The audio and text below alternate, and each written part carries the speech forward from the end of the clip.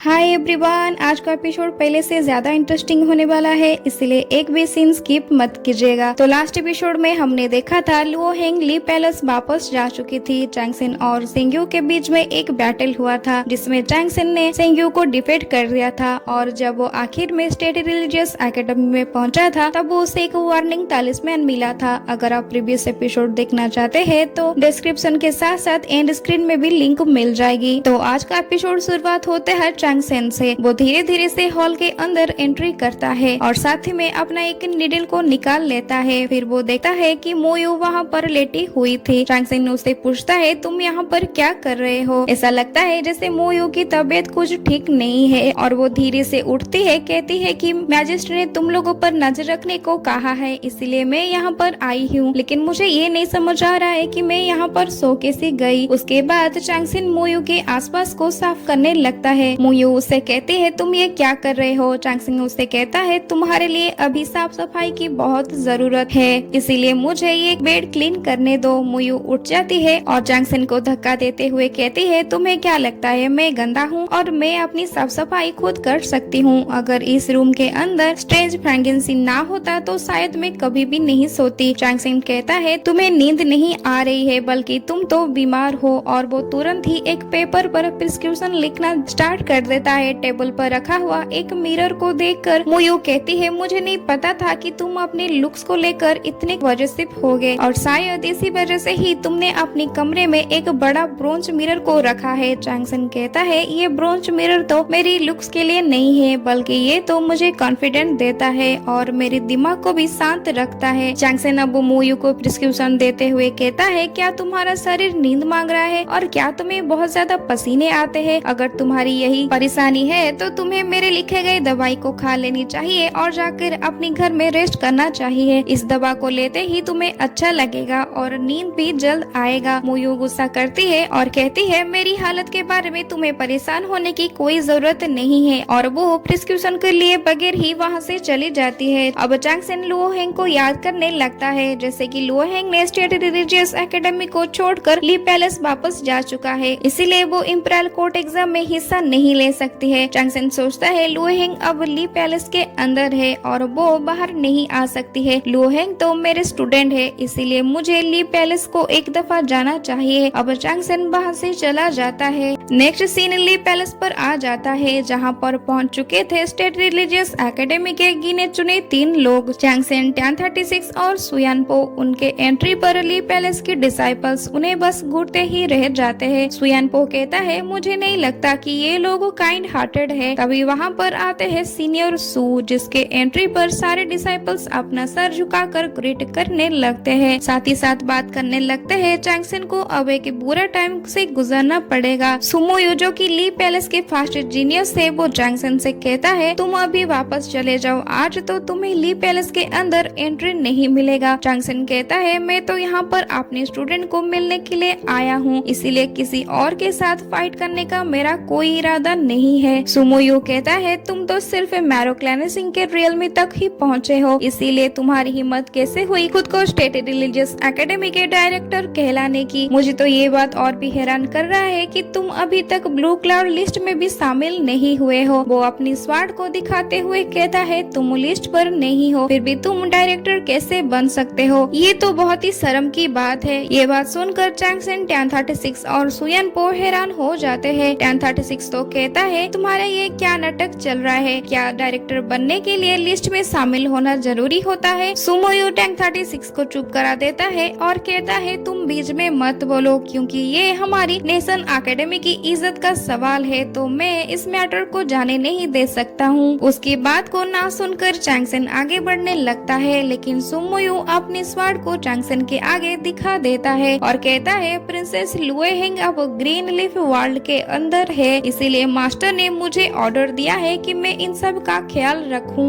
अगर तुम princess Luo हेंग से मिलना चाहते हो तो तुम्हें मुझे डिफीट करना पड़ेगा। टैन 36 कहता है, ये तो बड़ी शर्म की बात है, कौन है जो लुमिलेशन रियलमी के होने के बावजूद एक मैरो क्लैनेसिंग रियलमी से फाइट करना चाहेगा? चैंगसेन टैन 36 को चुप करा देता है और फाइट करने के लिए तैयार हो जाता है। सुमोयू फाइट के लिए तैयार होते हुए कहता है, इस बैटल में मैं अपने ट्रू एसेंस को बिल्कुल भी यूज नहीं करूंगा और और वो दोनों के बीच में एक बैटल स्टार्ट हो जाता है। बैटल में हमें दोनों की एक बेहतरीन तलवारबाजी देखने को मिलता है। टैंग 36 कहता है उसकी स्वॉर्ड्समैनशिप में कुछ गलत जरूर है। चैंग सेंग को पता चल जाता है कि सुमोयू अपनी स्वॉर्ड को यूज करके एक फॉर्मेशन को एक्टिवेट कर रहा है, जिस फॉर्मेशन का नाम होता है ली पैलेस स्वॉर्ड फॉर्मेशन। इसके वजह से जमीन पर एक इविल सील को देखने को मिलता है। वहाँ के डिसाइपल्स बात करने लगते हैं। सीनियर सू लुमिनेशन रियलमी के होने के बाद भी ली पैलेस की स्वॉर्ड फॉर्मेशन को परफेक्ट बना दिया है। सुमोयू कहता है तुम्हारे फुटवर्क तो काफी बेहतर है, लेकिन मैंने तुम्हें इस फॉर्मेशन में फंसा दिया है, इसलिए तुम्हें वहीं से ही घर वापस चले जाना चाहिए। अब फॉर्मेशन में से बहुत सारे स्वॉर्ड निकल आते हैं, लेकिन चांग सेन तो पीछे हटने वालों में से नहीं है। टैंग 36 उससे कहता है तुम ये क्या कर रहे हो दोस्त, जल्द से जल्द फॉर्मेशन से बाहर आ जाओ। वहाँ पर खड़ा हुआ एक और डिसाइपल कहता है अब तो कुछ भी कोशिश करना तुम्हारे लिए बेकार साबित होगा, क्योंकि ली पैलेस स्वॉर्ड फॉर्मेशन को ग्रैंड पोंटिफ ने बनाया था, इसलिए यहाँ से बचकर जाना मुश्किल है। चांग सेन सोचता है मिस्टी स्प्लेंडर के हिसाब से ली पैलेस स्वॉर्ड फॉर्मेशन के 13 फॉर्म्स होते हैं, और जैसे कि उसने ट्रू एसेंस को यूज नहीं किया है, जिसके वजह से इस फॉर्मेशन को तोड़ना बहुत आसान है। इतने में ही वो अपने एक नीडल को निकाल लेता है। अगले ही सेकेंड में सुमोयू वही सारे स्वॉर्ड्स को यूज करके चांग सेन के ऊपर अटैक कर देता है। चांग सेन तो उसकी अटैक से बचने के साथ साथ फॉर्मेशन को नीडल के मदद से ब्लॉक करने लगता है। जब फॉर्मेशन ब्लॉक होते हैं तब वो गोल्डन कलर का हो जाता है। इसके बारे में तो सुमोयू को कुछ भी पता नहीं चलता है, क्योंकि वो तो सिर्फ अटैक करने में मसरूफ रहता है। चांग सेन बड़ी चालाकी से फॉर्मेशन को ब्लॉक करता चलता है। जब सुमोयू सारे स्वॉर्ड को यूज करके एक आखिरी अटैक करने वाला होता है, तब वो कहता है स्वॉर्ड फॉर्मेशन यहीं पे खत्म होता है और तुम ये हार चुके हो। चांग सेन कहता है क्या सच में ये इतना आसान भी नहीं है, और वो अपनी फाइनल नीडल को यूज करता है, जिसके वजह से सारे स्वॉर्ड्स धीरे धीरे गायब हो जाते हैं। ये देखकर सुमोयू हैरान हो जाता है। अब चांग सेन उसके सामने आता है और कहता है तुम हार गए। धीरे धीरे फॉर्मेशन गायब हो जाता है। चांग सेन फिर से कहता है तुमने लुमिनेशन रियलमी से हो, लेकिन ली पैलेस स्वॉर्ड फॉर्मेशन को बहुत ही परफेक्ट तरीके से बनाया था। ये सच में काबिल तारीफ है, लेकिन तुम्हें और थोड़ा सा कंस्ट्रक्शन पर फोकस करना चाहिए, जो कि तुम भूल गई थी। फिर वो उसे समझाते हुए कहता है ये ली पैलेस फॉर्मेशन कैसे बनाया जाता है, बस थोड़े से ही चेंज करने से किस तरह से ये फॉर्मेशन परफेक्ट और एक्स्ट्रा पावरफुल हो जाता है। सुमोयू सोचता है ना कि उसने सिर्फ मेरी वीकनेस को बताया, बल्कि वो तो मेरी फॉर्मेशन को इम्प्रूव करने का तरीका भी बताया, और सबसे जरूरी चांग सेन ने तो इस फॉर्मेशन को ब्यूटीफुली रिफॉर्म्ड कर दिया है। ये लड़का तो वाकई एक अमेजिंग है। अब दोनों एक दूसरे से ग्रीट करते हैं और सुमोयू अपना डिफेट को स्वीकार करता है। फिर वो तीनों को आगे जाने की परमिशन दे देता है। अब चांग सेन के साथ साथ टैंग 36 और सुयान को लू हेंग से मिलने के लिए चले जाते हैं। सुमोयू फिर से कहता है चांग सेन तो एक असल डायरेक्टर निकला। ग्रैंड पोंटिफ का जजमेंट सच में काबिल तारीफ है। नेक्स्ट सीन में हम देखते हैं वो चारों पैलेस के अंदर आ चुके हैं। उनके सामने एक पूल होता है। सुमोयू कहता है जाओ, यहीं से ही तुम लोग ग्रीन लीफ वर्ल्ड यानी कि लुओ हेंग के पास पहुंच सकते हो। टैंग 36 कहता है कहीं ये तुम्हारा कोई नया साजिश तो नहीं है। सुमोयू कहता है बिल्कुल भी नहीं, तुम लोग बेझिझक यहीं से जा सकते हो। जैसे ही वो तीनों पूल पर आ जाते हैं, तब अगले ही सेकंड में वो लोग ग्रीन लीफ वर्ल्ड पर पहुंच जाते हैं। उन लोगों को तो यकीन नहीं होता है। टैंग 36 कहता है ये तो हमारी सोच से भी ज्यादा बड़ा और ब्यूटीफुल निकला। चांग सेन कहता है तो फिर चलो, देर न करते हुए हम लोगों को लुओ हेंग को ढूंढना चाहिए, और वो तीनों आगे बढ़ने लगते हैं। चांग सेन के ड्रैगन स्वॉर्ड में एक चमक देखने को मिलता है। नेक्स्ट सीन शिफ्ट हो जाता है एक एल्डर पर, जिनके पीछे एल्डर मेलिलिस भी खड़े हुए थे, और वो लोग 5 लीफी फ्लावर पर होते हैं। एल्डर कहते हैं उन्होंने रिलीजियन के ट्रेजर को उस बच्चा यानी कि चांग सेन को दे दिया है। ऐसा लगता है कि वो सच में उस बच्चा यानी चांग सेन का कदर करते हैं। एल्डर मेलिलिस कहते हैं वो लड़का जब से सेंडू में आया है तब उसे एक घटिया जगह में फेंक दिया गया है, और अभी अभी टियानहाई फैमिली ने भी उसे चौका दे दिया है। साथ ही साथ लड़के के ऊपर टोंग पैलेस की ड्रैगन की जिम्मेदारी है। आपको नहीं लगता कि हम लोग उस पे कुछ ज्यादा ही प्रेशर दे रहे हैं? दूसरे एल्डर कहते हैं क्या तुम्हें उसके लिए बुरा फील हो रहा है? एल्डर मेलिलिस फिर से कहते हैं वो एक अच्छा और नीक बंदा है। दूसरे एल्डर कहते हैं वो अभी भी एक डिसाइपल की तरह है, इसलिए इतना मेहनत करना तो बनता है। नेक्स्ट सीन हॉल पर आ जाता है, जिसके अंदर लुओ हेंग कुछ लिख रही थी। तब उसे एक लेडी कहती है खाना ठंडा हो रहा है, इसलिए आप प्लीज जल्दी से खा लीजिए। लुओ हेंग कहती है अभी नहीं, मैं अभी खाना नहीं चाहती हूँ। एक्चुअली में लुओ हेंग एक लेटर को लिख रही थी जो कि बार बार मिस्टेक होने पर बहुत उसे फोल्ड करके फेंक देती थी और फिर कहती थी मास्टर यहाँ पर नहीं है, इसलिए मैं किसी भी चीज पर फोकस नहीं कर पा रही हूँ और वो उदास हो जाती है। तभी किसी के आने की आवाज आता है। लुओ हेंग कहती है मैंने कह दिया कि मैं अभी नहीं खाऊंगी। सुयान पो कहता है ठीक है फिर तुम ना खाओ, हम लोग खा लेते हैं। ये सुनकर लुओ हेंग हैरान हो जाता है और तभी वो 1036 को देखता है। तब उसके चेहरे पर एक अलग ही तरह का खुशी देखने को मिलता है, लेकिन वो उदास हो जाता है ये कहकर कि मास्टर तो यहाँ पर आए ही नहीं है। एक ब्यूटीफुल के साथ एंट्री होता है चेन चांगसांग की, जिसको देखकर लुओ हेंग तो मानो जैसे आसमान में उड़ने लगती है और लुओ हेंग भागते हुए जाती है और बड़े मान से ग्रीट करती है। चांगसिन कहता है लगता है कि तुमने थोड़ा बहुत इम्प्रूव किए हो, तुम अब कैसे हो? लुओ हेंग कहती है यहाँ पर बहुत सारे ट्रेजर्स और क्लासिक्स भरा हुआ है और तो और यहाँ के खाना भी बहुत डिलीशियस होते हैं, इसीलिए मैं यहाँ पर अच्छे से रह रही हूँ। तभी 1036 चुपके से उसकी लेटर को उठा लेती है। सुयान पो खाना खाते हुए कहता है लगता है कि तुमने शायद कुछ नहीं खाया है। 1036 लेटर को पढ़ने लगता है जिसमें लिखा गया था रेस्पेक्टेड मास्टर, मैं आपको मिस कर रहा हूँ, आप कैसे हैं? लुओ हेंग तो उसे पढ़ने से रोकने के लिए उसके पीछे भागता है। 1036 लेटर को पढ़ता है मैं ग्रीन वर्ल्ड में हूँ, ये जगह बहुत ही खूबसूरत है और बहुत बड़ा भी, लेकिन आपके बगैर इतना बड़ा वर्ल्ड सुना सुना सा लग रहा है। आखिर में लुओ हेंग उसे रोकने के लिए उसके पैर पर चढ़ जाता है, जिसकी वजह से लेटर 1036 के हाथ से छूट जाता है और लुओ हेंग अपनी पावर को यूज करके लेटर के टुकड़े टुकड़े बना देता है। 1036 को बहुत जोर से चोट लगता है, जिसकी वजह से वो लुओ हेंग से कहता है ये तो सिर्फ एक लेटर था, तुम इतने क्यों सीरियस हो रहे हो? लुओ हेंग धीमी आवाज से कहती है मैं तो बस आप लोगों को मिस कर रही थी, आप लोगों को चोट पहुंचाना मेरा इरादा बिल्कुल भी नहीं था। चांगसिंग कहता है हम यहाँ पर आए हैं तुम्हें लेने के लिए इंपीरियल कोर्ट एग्जाम के लिए, क्या तुम हमारे साथ जाना चाहोगे? लुओ हेंग खुश हो जाती है और कहती है मेरे पास इसके लिए एक रास्ता है और वो अपनी हथियार को उठाते हुए कहती है मेरे साथ आइए, मेरे पास एक शॉर्टकट है, हम यहाँ से जल्द ही निकल जाएंगे। लुओ हेंग अब खिड़की से कूद जाती है, उसके पीछे 1036 और सुयान पो के साथ साथ आखिर में चांगसिन भी कूद पड़ता है। लुओ हेंग कहती है क्लारिक वहाँ पर है तो मुझे रोकने की हिम्मत किसी में नहीं है, हमें यहाँ से जल्द भागना होगा। तभी उसकी नजर पोल पे खड़े हुए एल्डर मेलिस पर पड़ती है। चारों के चारों ये देखकर हैरान हो जाते हैं। चांगसिंग आगे बढ़कर ग्रीट करता है और कहता है कि मैं यहाँ पर लुओ हेंग को लेने के लिए आया हूँ इंपीरियल कोर्ट एग्जाम के लिए, स्टेट रिलीजियस एकेडमी को उसकी जरूरत है। एल्डर मेलिस कहते हैं परेशान होने की कोई बात नहीं है, ली पैलेस उसकी फ्रीडम का बहुत ज्यादा ख्याल रखेगी और इंपीरियल कोर्ट एग्जाम के लिए मैं उसे खुद लेकर आऊंगा। चांगसिन शुक्रिया कहता है तो एल्डर मेलिस फिर से कहते हैं क्या तुम्हें पता है कि तुम यहाँ पर क्यों आए हो? चांगसिन कहता है जहाँ तक मुझे पता है ली पैलेस कभी भी लुओ हेंग के साथ कोई ज्यादती नहीं कर सकती है और लुओ हेंग को जिससे भी मुसीबत का सामना करना पड़ा है वो सब कुछ मेरी वजह से हुआ है। एल्डर मेलिस हंसते हुए कहते हैं ठीक है तुम तो बहुत स्मार्ट निकले, हमारे पास तुम्हारे लिए एक इंटरेस्टिंग टेस्ट है। चांगसिन हैरान हो जाता है और कहता है किस तरह का टेस्ट? एल्डर मेलिस वहाँ से जाते हुए कहते हैं ये टेस्ट मैंने तैयार किया है सिर्फ तुम्हारे लिए, जब तुम यहाँ से जाओगे तब तुम्हें इस टेस्ट के बारे में पता चलेगा। उसके बाद वो तीनों वहाँ से चले जाते हैं लुओ हेंग को वहीं पर छोड़कर। वो लोग जैसे ही बाहर आते हैं तब वो देखते हैं कि काफी सारे लोग खड़े हुए थे। 1036 कहता है क्या वो लोग तुमसे फिर से फाइट करने के लिए आए हैं? जब वो तीनों आगे बढ़ते हैं तब डिसाइपल्स बात करने लगते हैं कि स्टेट रिलीजियस एकेडमी के ये लोग यहाँ पर क्यों आए हैं? 1036 को दिखते हुए कहते हैं ये तो वेंसी फैमिली के सेकंड सन है, लेकिन ये बंदा अब वर्थलेस एकेडमी से बिलोंग्स करता है। जब 1036 अपने स्वार्ड को निकालता है तब एक और डिसाइपल कहता है क्या तुम हमसे फाइट करना चाहते हो? एक और लेडी डिसाइपल कहता है ब्लू क्लाउड लिस्ट तो चेंज हो चुका है, इन लोगों को शर्म नहीं आई जो इस इवेंट को देखने के लिए यहाँ पर आए हैं। ब्लू क्लाउड लिस्ट चेंज होता सुनकर ये तीनों एकदम से हैरान हो जाते हैं। डिसाइपल्स तो बात करने लगते हैं ये लोग तो कभी भी क्वालिफाई नहीं कर पाएंगे, जिसकी वजह से सारे लोग यहाँ पर जमा हुए थे वो स्टार्ट हो जाता है। आसमान पर ग्रीन क्लाउड के साथ साथ बिजली भी देखने को मिलता है। एक आवाज के साथ साथ कुछ कार्ड भी आते हैं। वो अब्बास कहता है कॉन्टिनेंट पर बहुत सारे मास्टर्स है, लेकिन सिर्फ एक जीनियस ही फर्स्ट प्लेस पर है और वो शायद हमेशा ही रहेंगे, और वो है सू योरोंग। हेवनली डेस्टिनी पवेलियन ने रैंकिंग लिस्ट को चेंज किया है। जो कोई भी 20 रैंक के अंदर आएगा वही होगा स्ट्रॉन्ग यंग। अब तक तो धीरे धीरे से काफी सारे कार्ड्स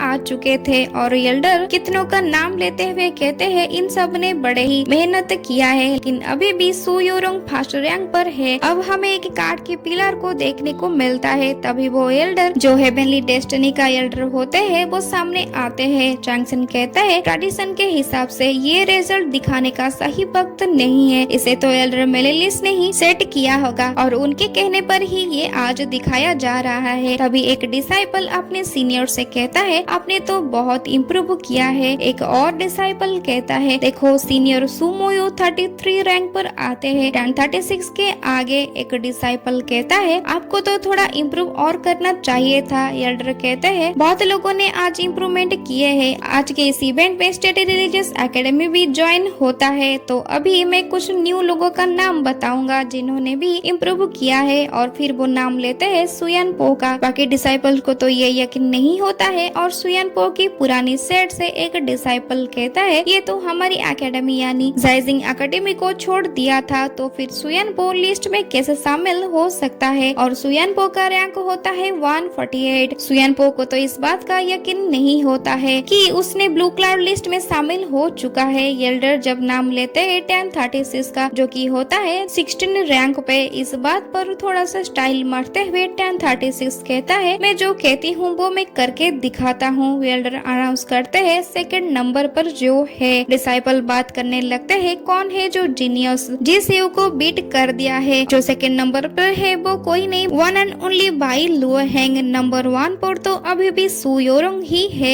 एल्डर कहते हैं सुयन पो 1036 और लुओ हेंग को एक ग्रेट मास्टर मिला है जो अपनी जगह ब्लू क्लाउड लिस्ट में बना चुका है। अब हमें फ्यूचर में ही देखने को मिलेगा उनकी तरक्कियों का। डिसाइपल्स फिर से बात करने लगते हैं ये लड़का तो बस कुछ ही समय पहले ही स्टेट रिलीजियस एकेडमी ज्वाइन किया है, तो फिर ये इतना पावरफुल कैसे हो सकता है। क्या चेन चैंगसेंग उन लोगों को और भी कुछ सिखाएंगे। 1036 चेन चैंगसेंग को कंग्रेचुलेट करता है और सुयन पो उसको शुक्रिया अदा करता है। चैंगसेंग सोचता है कि एल्डर मेलेलिस ने उसके लिए जो टेस्ट तैयार किया था क्या ये वही है ब्लू क्लाउड लिस्ट से डिटेक्टेड। एल्डर फिर से अनाउंस करते हैं आज यहाँ पर एक और बेहतरीन कैंडिडेट मौजूद है जो चाहता है कि वो इंपीरियल कोर्ट एग्जाम में जीनियस के साथ फाइट करे और फर्स्ट प्लेस पर आए। वो कोई और नहीं बल्कि है चेन चैंगसेंग। अब नंबर 1 रैंक पर आते हैं 2 लोग, चेन चैंगसेंग और मिस सू योरोंग। इस बात को हर कोई बर्दाश्त नहीं कर पाता है और सब गुस्सा हो जाते हैं। इसी दौरान हमें कई सारे शख्स दिखाए जाते हैं जो कि चैंगसेंग पर अपनी गुस्सा और दुश्मनी को निकालना चाहते हैं। इसमें स्वार्ड सेट भी शामिल होता है। एल्डर अब नीचे आते हैं और चैंगसेंग से कहते हैं मैं तुम्हारी इम्प्रूवमेंट को देखूंगा इंपीरियल कोर्ट एग्जाम में। डिसाइपल्स बात करने लगते हैं चैंगसेंग मैरो क्लेनेसिंग के मदद से इंपीरियल कोर्ट एग्जाम में फर्स्ट प्लेस पर आना चाहता है। क्या ये करके वो हमारी बेइज्जती करना चाहता है। चैंगसेंग सोचता है ये सब के बाद तो इंपीरियल कोर्ट एग्जाम में सबका टारगेट मैं ही हूँगा, साथ ही साथ कई सारे दुश्मन भी मेरे बन गए होंगे। तो फिर यही था एल्डर मेलेलिस का टेस्ट। सीन में हम एक एल्डर को देखते हैं जो कहते हैं किंगटन बैंकेट तो बस एक एपेटाइजर था, इंपीरियल कोर्ट एग्जाम तो मेन कोर्स है। देखते हैं कि तुम कितने दूर जा सकते हो और कौन सा प्लेस को हासिल करते हो मिस्टर चेन चैंगसेंग। तो ये भी चैंगसेंग पर अपना गुस्सा निकालना चाहते हैं। तो फिर इसी के साथ एंड होती है हमारी आज का एपिसोड और ये वाला सीन हमें नेक्स्ट एपिसोड में देखने को मिलेगा। इसीलिए आगे के बेहतरीन एपिसोड्स देखने के लिए एनिमे टाइम 351 को सब्सक्राइब कर लीजिए। Okay, thank you.